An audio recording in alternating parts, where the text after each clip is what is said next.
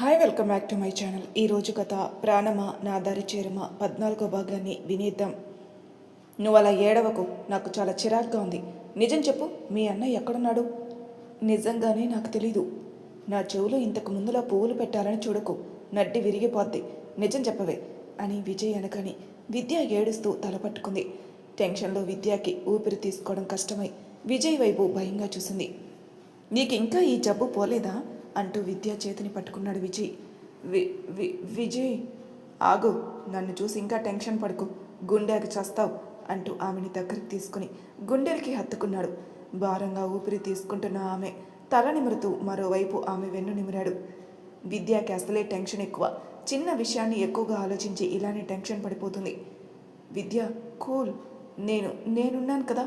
అతని గుండెల్లో గువ్వ పుట్టెలా ఒదిగిపోయిన విద్య కాస్త ఈ లోకంలోకి వచ్చి నెమ్మదిగా విజయ్ని చూసింది.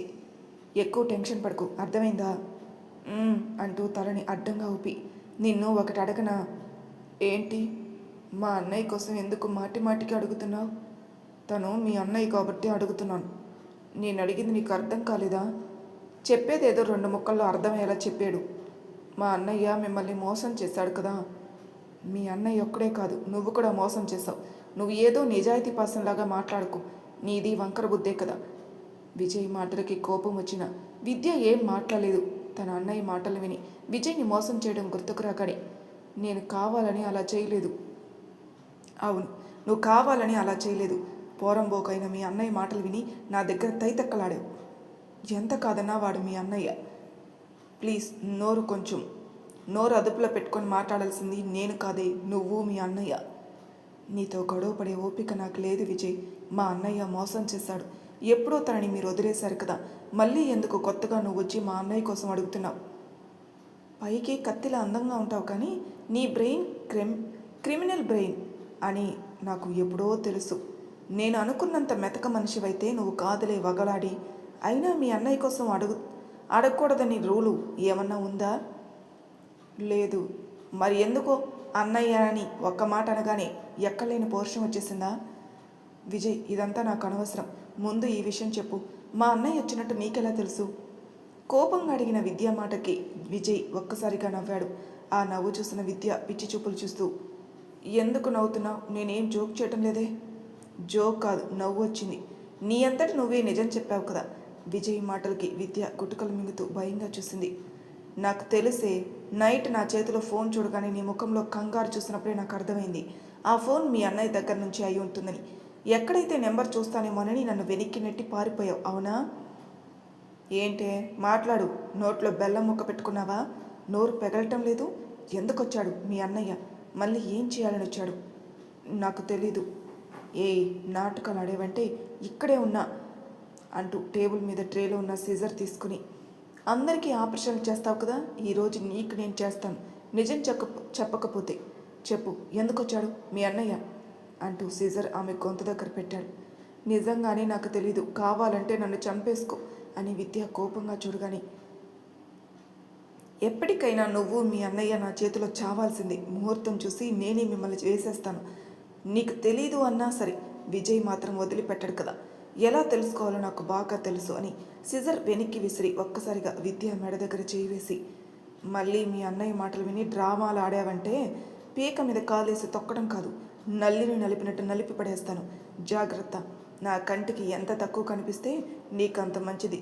చెప్పు మీ అన్నయ్యకి, ఈసారి నేను అడ్డం పెట్టుకొని మమ్మల్ని దెబ్బ కొట్టడం కాదు, దమ్ముంటే మా ఎదురుగా వచ్చి తాడో పేడ తేల్చుకోమను అని విద్యాని వెనక్కి నెట్టి కోపంగా బయటకు వచ్చాడు విజయ్.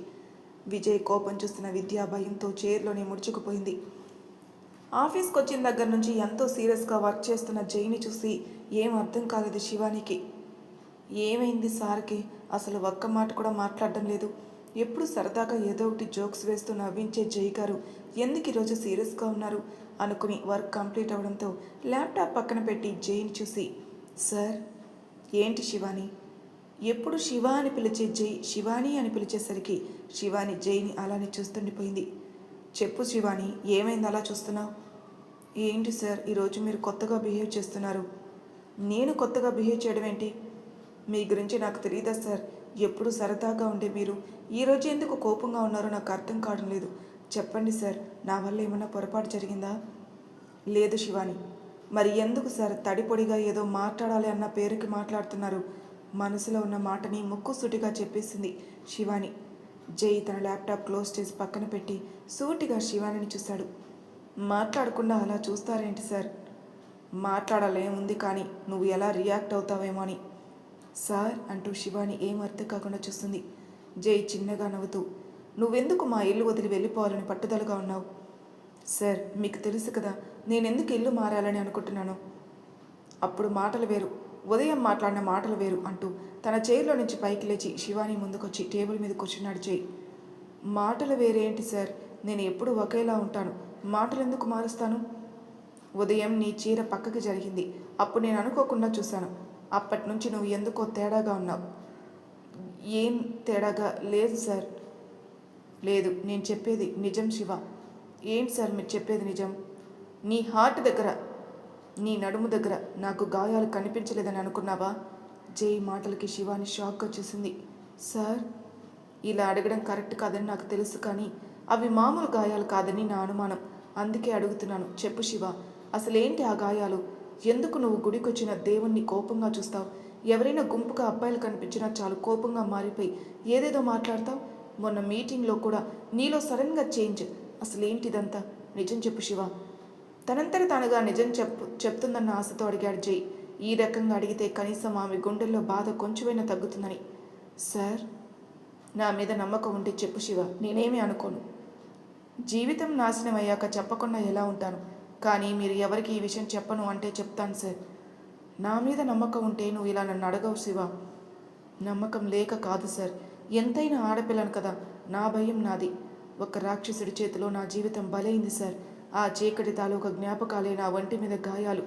మీరు నన్ను మీ మనిషిగా భావించి గుచ్చి మరీ అడిగారు, అందుకే మీకు నేను చెప్పాను. శివ, అవును సార్, నా జీవితం నాశనం చేసిన వాడికి శిక్ష వేయాలని నేను మొండిగా బ్రతుకుతున్నాను. లేదంటే ఆ రోజే మీ ముందు నిలబడిన ఈ శివాని సమాధి అయ్యేది. ఈ విషయం మా అమ్మకి తెలిసి ఎక్కడైతే రమ్యకి పెళ్ళవదని నన్ను బయటికి గెంటేసింది. ఇదే సార్ ఈ గాయాల వెనక ఉన్న కథ. ఇంకా ఏమన్నా అడగాలా సార్? అవును, అడగాలి, కానీ నువ్వు నిజం చెప్పాలి. చెప్పండి సార్, ఆ రాక్షసుడు ఎలా ఉంటాడో చెప్పు.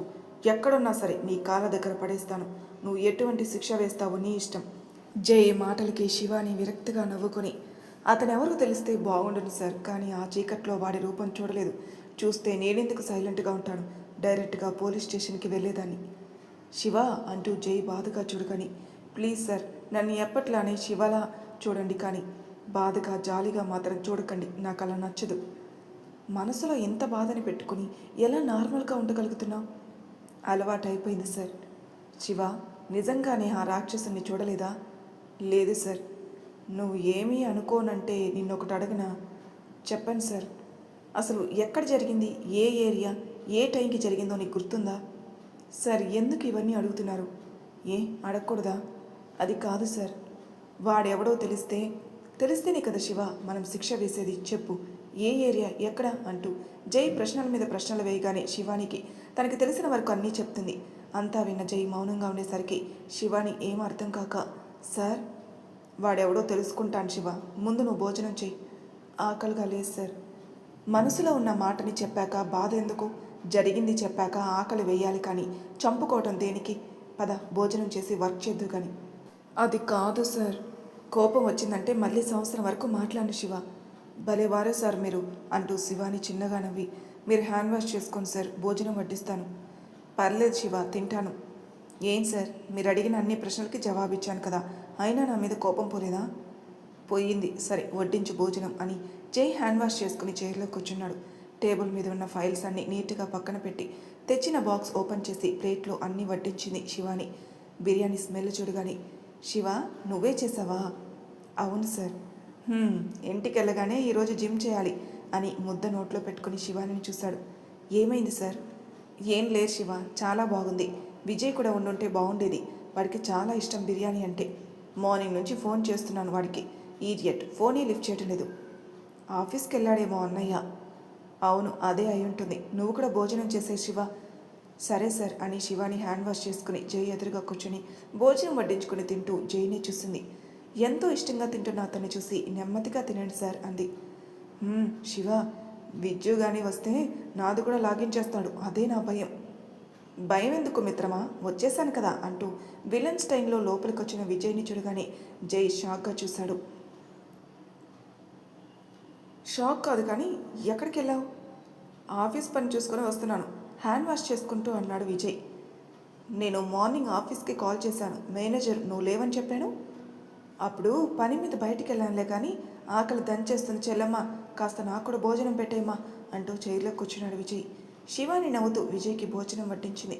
తింటున్న విజయ్, అవును బిర్యానీ ఎవరు చేశారు? అమ్మ. ఇది మా సూర్య వంటకం కాదు, నాకు తెలుసు, మా డార్లింగ్ వంట ఎలా చేస్తుందో. అబ్బో, శివాని నువ్వేవు కదా వండావు? అవునన్నయ్య. నాకు తెలుసు అంటూ ఫుల్గా బిర్యానీ లాగించేశారు జై విజయ్. శివాని హ్యాండ్ వాష్ చేసుకుని లంచ్ బాక్స్ నీట్గా సర్ది సోఫాలో కూర్చొని ల్యాప్టాప్ తీసుకుంది. జై కూర్చొని విజయ్తో మాట్లాడుతున్నాడు. అయితే రేపు నేను రావాలా మీటింగ్కి?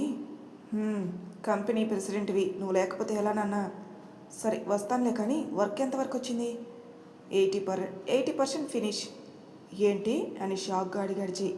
అవును మామ, పెద్ద ప్రాజెక్ట్ కదా, అందుకే ఫాస్ట్గా చేసేస్తున్నాను. కానీ ఎప్పుడు చేసావురా ఇదంతా? రోజు నా దగ్గరే కదా పడుకుంటావు, ల్యాప్టాప్ కూడా ముట్టుకోలేదు. నీకు తెలీదా మామ, విజయ్కి చాలా మాయలు ఉన్నాయి కదా. నాకు తెలుసురా నువ్వు మాయలోడివి కాదని అంటూ జై ఇంకా ఏదో మాట్లాడబోతుంటే ఫోన్ రింగ్ అవుతుంటే లిఫ్ట్ చేసి, హలో జై, నేను విద్యని. విద్య వాయిస్ డల్లుగా రావడం గమనించిన జై విజయ్ని చూశాడు. విజయ్ ఫైల్స్ అన్నీ చూస్తున్నాడు. చెప్పు, ఏమైంది? ఏం కాలేదు. విజయ్ ఉన్నాడు నీ దగ్గర? లేడు. నీతో మాట్లాడాలి జై. చెప్పు, పర్లేదు. జై, విజయ్ ప్రవర్తన ఏంటో నాకు అస్సలు అర్థం కావడం లేదు.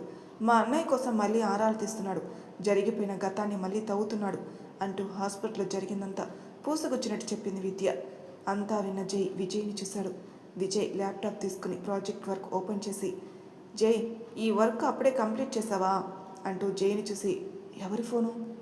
ఏం లేదు అంటూ జై ఫోన్ తీసుకుని పక్కకొచ్చి, విద్య ఎందుకు ఏడుస్తున్నావు? నీకు తెలియదు జై, విజయ్ మాత్రం చాలా కోపంగా ఉన్నాడు. ఎంత కోపంగా ఉంటే మా అన్నయ్య కనిపించినా సరే చంపేసేలా ఉన్నాడు. ఒకప్పుడు ప్రేమ అన్న పేరుతో నేను మోసం చేశాను, కాదని అనను జై. కానీ వాడికి దూరం అయ్యాక నేను ఏం కోల్పోయానో తెలుసుకోగానే అప్పటి నుంచి ఇప్పటి వరకు నరకం చూస్తూనే ఉన్నాను. రాత్రి అన్నయ్య ఇంటికి వచ్చాడు జై. ఏంటి అని షాక్గా అడిగాడు జై. అవును జై, కానీ ఎందుకు వచ్చాడో ఏంటో కూడా తెలీదు. వచ్చాడు, భోజనం చేసి వెళ్ళాడు. వాడు ఎంతలా మారిపోయాడంటే చివరికి రోజు నేను ఎక్కడికి వెళ్తున్నాను, ఏం చేస్తున్నాను, ఎవరిని కలుస్తున్నానో కూడా వాడికి అన్ని డీటెయిల్స్ తెలుసు. చివరికి మీ ఇంటికి వచ్చిన సంగతి కూడా వాడికి తెలుసు. విద్య. అవును జై, ఇప్పుడైనా నీకెందుకు ఫోన్ చేసి విషయం చెప్తున్నానంటే విజయ్ని నువ్వు హెచ్చరిస్తావని. మా అన్నయ్యని చూస్తే నాకే భయం వేస్తుంది. ఏమాత్రం విజయ్ కంటపడిన అన్నయ్య ఏం చేస్తాడో నాకు బాగా తెలుసు. మీ అన్నయ్య విజయ్ని చంపేస్తాడని భయపెడుతున్నాడా? అబద్ధంగా ప్రేమించిన మనసులో విజయ్ని తిష్ట వేసుకుని కూర్చున్నాడు. వాడికి చిన్న గాయమైనా నేను తట్టుకోలేని జై. విద్యా మాటలకి జై నవ్వుకొని, అంటే మీ అన్నయ్యకి భయపడి విజయ్కి దూరంగా ఉంటున్నావు, అవునా? దూరం ఏంటి జై, ఒకవేళ నా అంతటా నేను విజయ్కి దగ్గరగా వచ్చి నన్ను పెళ్లి చేసుకుంటావా అన్నా వాడు అస్సలు చేసుకోడు. ఎంత ప్రేమిస్తాడో తేడా వస్తే అంతకు మించి ద్వేషాన్ని చూపిస్తాడు. ఎవరికో భయపడి నేను విజయ్ని దూరం పెట్టడం లేదు. మీ ముగ్గురిలో ఎవరికి ఏమైనా నేను తట్టుకోలేను జై. చెప్పు తనకి ఇంకెప్పుడు నన్ను కలవద్దని, మా అన్నయ్య విషయం కూడా మర్చిపోమని చెప్పు. ఉంటాను జై అని విద్య బాధగా ఫోన్ పెట్టి కంట్లో తడితుడుచుకుంది. ఫోన్ కట్ చేసిన జై ఆలోచిస్తూ విజయ్ దగ్గరకు వచ్చాడు. విద్య మాటలను బట్టి కృష్ణ విద్యకి వార్నింగ్ ఇచ్చాడని జై బాగా అర్థమైంది. ఎవర్రా ఫోను? ఎవరో కాదులే, ఆఫీస్ కాల్ అయితే పక్కకి వెళ్ళేందుకు మాట్లాడావు? ఈ తెలివితేటలకు ఏం తక్కువ లేదు వీడికి అనుకుని విజయ్ నీ కోపంగా చూస్తాడు. ఏమైంది మామ కోపంగా చూస్తున్నావు? రేయ్ నిజం చెప్పు, నువ్వు మార్నింగ్ డైరెక్ట్ ఆఫీస్కి వెళ్ళావా లేదంటే విద్యాన్ని కలవడానికి వెళ్ళావా? వర్క్ చేస్తున్న శివాని జై మాటలకి వర్క్ ఆపి ఇద్దరిని చూసింది. అంటే ఇప్పుడు నీకు ఫోన్ చేసింది విద్యనా? సూటిగా అడిగాడు విజయ్. అవును విద్యని. ఎందుకురా తను ఇబ్బంది పెడుతున్నావు? నీకు నచ్చకపోతే వదిలే, అంతేకాని ఎందుకు విద్యని ఏడిపించడం? కోపంగానే అన్నాడు జై. శివాని గొడవ జరిగేలా ఉందని గ్రహించి, సార్ నేను ఒకసారి క్యాంటీన్కి వెళ్తాను. పర్లేదు శివాని, నువ్వు పరాయిదానివి కాదు, ఫ్యామిలీవే, ఇక్కడే ఉండు అంటూ విజయ్ ముక్కుసూటిగా చెప్పగానే శివాని ఇబ్బందిగా జైని చూసింది. నువ్వు కూర్చో శివ, ఎందుకు తనని ఏడిపిస్తున్నావు? ఎవరు ఏడిపించారు? విజయ్ తనని అల్లరి చేయి కాదనన్ను, కానీ తన కంట్లో కన్నీటి మాత్రం కారణం అవ్వకు. అయినా కృష్ణ కోసం ఎందుకు? వాడి గొడవ మనకు అనవసరం. వాడి గురించి కొత్తగా ఎందుకు ఆరాలు తీస్తున్నావు? వాడు వచ్చిన సంగతి నాకు నైట్ తెలిసింది జై. ఎన్ని సంవత్సరాలు లేనిది వాడు ఇప్పుడు మళ్ళీ కొత్తగా ఇక్కడికి వచ్చాడంటే నీకు ఇంకా అర్థం కాలేదా? వాడు మళ్ళీ మనల్ని దెబ్బ కొట్టడానికే వచ్చాడని. వాడు వచ్చింది మన కోసం కాదు, విద్య కోసం. విద్య కోసం అని ఎలా అనుకుంటున్నావు? విద్య మన ఇంటికి వచ్చిన సంగతి వాడికి తెలుసు, అందుకే వార్నింగ్ ఇవ్వడానికే వచ్చాడు. ఎందుకు మన కారణంగా విద్య బాధపడడం నాకు ఇష్టం లేదురా. అందుకే ఇంకా తనని ఇబ్బంది పెట్టకు. నువ్వు వదిలేసిన అంత తేలిగ్గా ఆ అన్న చెల్లెలు చేసిన మోసాన్ని నేను మర్చిపోలేనురా. అంటే నా మాట లెక్కలేదా నీకు? లేదని నేను అనలేదు కదరా. అయితే విద్యకి దూరంగా ఉండు. చెప్పావు కదా, ఉంటాను. కానీ నా కంటికి కనిపిస్తే మాత్రం నేను ఊరుకోను. లవ్ చేస్తున్నావా తనని? సూటిగా అడిగాడు జై. లవ్వా? దాన్నా? ఏరా మామ, ప్రేమించే హృదయం ఒక్కసారి గాయపడ్డాక మళ్ళీ మళ్ళీ గాయం కావాలని అనుకుంటుందా? మరి విద్య అంటే ఇష్టం లేనప్పుడు హాస్పిటల్కి వెళ్ళడం ఎందుకు? తను ఏడ్పించడం ఎందుకు? నేను వెళ్ళింది తనని బాధ పెట్టడానికి కాదు కృష్ణ. కృష్ణ ఎక్కడ ఉన్నాడో తెలుసుకుందామని, అంతేకాని వేరే ఉద్దేశం ఏం లేదు. ఒక్క మాట అడుగుతాను, నిజం చెప్పరా. ఏంటి? విద్య అంటే ఇష్టం లేనప్పుడు సినిమా హాల్లో తనని ఎక్కడ పడితే అక్కడ ఎందుకు టచ్ చేశావు? మౌనంగా ఉన్నాడు. ఏంటి సైలెంట్గా ఉన్నావు? సినిమా హాల్ దగ్గర నువ్వు ఏం చేసావో నాకు తెలియదు అనుకున్నావా? ఇష్టం లేనప్పుడు విద్యని ముట్టుకోకూడదు కదా. నేను కావాలని ముట్టుకోలేదు, అయినా అంతా చూశానంటున్నా కదా. అక్కడ నేను ఏం మాట్లాడానో వినలేదా? విన్నాన్రా. ఎందుకు వినలేదు? కానీ తప్పు విజయ్. విద్యకి ఎంత దూరంగా ఉంటే అంత మంచిది. నువ్వు చెప్పింది నిజమే. తను మళ్ళీ నీకు ఫోన్ చేస్తే చెప్పు, లవ్ చేస్తుంది కదా, నన్ను మర్చిపోమను. విద్య నిన్ను ఇంకా లవ్ చేస్తుందని నీకెలా తెలుసు? తెలుసు. తనని దగ్గర తీసుకున్నప్పుడు మౌనంగా ఉంటేనే అర్థమైంది లవ్ చేస్తుందని. అంటే అన్నీ తెలిసే విద్యతో గేమ్ ఆడుతున్నావా? అవును. నన్ను ఎలా అయితే దెబ్బ కొట్టిందో నేను అలానే తనని దెబ్బ కొడతాను. నా నిర్ణయంలో మార్పు ఉండదు జై. కానీ నీకంటే ఏది ఎక్కువ కాదు. విద్యకి దూరంగానే ఉంటాను, సరేనా? అంటూ విజయ్ కోపంగా తన ఛాంబర్కి వెళ్ళాడు. జై చైర్లో కూర్చొని తల పట్టుకున్నాడు. ఏంటి వీడు ఇలా మాట్లాడుతున్నాడు? తన జోలికి వెళ్ళను అంటున్నాడు, కానీ పగ సాధిస్తాను అంటున్నాడు. ఎలా అర్థం చేసుకోవాలి విని? అన్నయ్యకి కోపం వచ్చింది కదా సార్. వాడి కోపం నాకు మామూలే శివాని. ఎంతసేపు ఉండదులే, కానీ ఎందుకో వీడి గురించే నాకు భయంగా ఉంది. భయం దేనికి సార్? కృష్ణకి నేనంటే ఇష్టం లేదు. నాతో పాటు విజయ్ కూడా జరిగిపోయిన గొడవని వీడు మళ్ళీ గుర్తు చేసుకునేసరికి కృష్ణ పంతం చూడాలని అనుకుంటున్నాడు. ఈ గొడవలో వీడికి ఏమన్నా అయితే నేను తట్టుకోలేను శివ. విద్య మోసం చేసినప్పుడు కూడా వీడు బాధపడలేదు.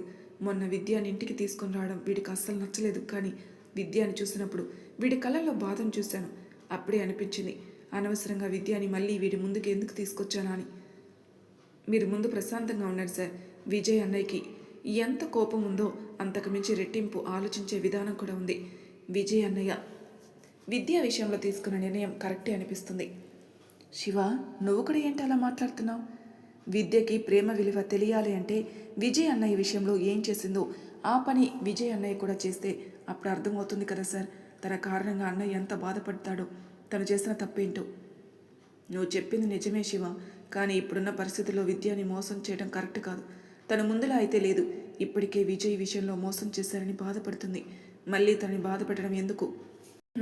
మీరు చెప్పింది ఎలానో అన్నయ్య విన్నారు కదా సార్. మీరు ఇంకేం ఆలోచించకుండా కూర్చోండి సార్ అని శివాని తన వర్క్ చేసుకుంది. జై మాత్రం వర్క్ మీద దృష్టి పెట్టలేకపోయాడు. విజయ్ చుట్టూనే జై ఆలోచనలు తిరుగుతున్నాయి. సాయంత్రం అవడంతో శివాని తన వర్క్ కంప్లీట్ చేసుకుంది. సార్, చెప్పు శివ, టైం అయింది, వెళ్దామా? నువ్వు కారులో కూర్చో, నేను విజయ్ని తీసుకుని వస్తాను. సరే సార్ అంటూ శివాని అక్కడి నుంచి వెళ్ళగానే జై విజయ్ ఛాంబర్కి వచ్చాడు. ల్యాప్టాప్ క్లోజ్ చేసి కార్ కీస్ తీసుకుంటున్న విజయ్ జైని చూసి, వచ్చేస్తున్నాను రా, కూర్చోరా, నీతో మాట్లాడాలి. చూడు, నువ్వన్న మాటలకి నేను అసలు బాధపడలేదు, నేను నార్మల్గానే ఉన్నాను. విజయ్, నిజం రా, నువ్వు చెప్పినట్టే చేస్తాను. నువ్వన్నది కరెక్టే అనిపించింది. ఒక ఆడపిల్ల కన్నిటికి కారణం అవడం అంటే నిజంగా చాలా తప్పు. నేను ఇంకా విద్య జోలికి వెళ్ళను మామ. నాకు తెలుసురా నీ గురించి, నా మాట వింటావని. సరిపద. విషయం చెప్పకుండా వెళ్దామంటున్నావేంటి? ఇది ఇక్కడ మాట్లాడే విషయం కాదు. మరి ఎవరి కోసం? శివాని కోసం. జై శివానిని బయట వెయిట్ చేస్తుంది, తర్వాత మాట్లాడుకుందాం అని జై అనగానే విజయ్ ఆలోచిస్తూ జై వెనక్కి నడిచాడు. మరి తర్వాయి భాగంలో ఏం జరగబోతుందో నెక్స్ట్ ఎపిసోడ్లో తెలుసుకుందాం. అంతవరకు నా ఛానల్ సబ్స్క్రైబ్ చేయని వాళ్ళు ప్లీజ్ సబ్స్క్రైబ్ చేసుకోండి. లైక్ చేసి షేర్ చేయండి. మీ అభిప్రాయాలు నాకు కామెంట్ రూపంలో తెలియజేయండి. Thank you for listening.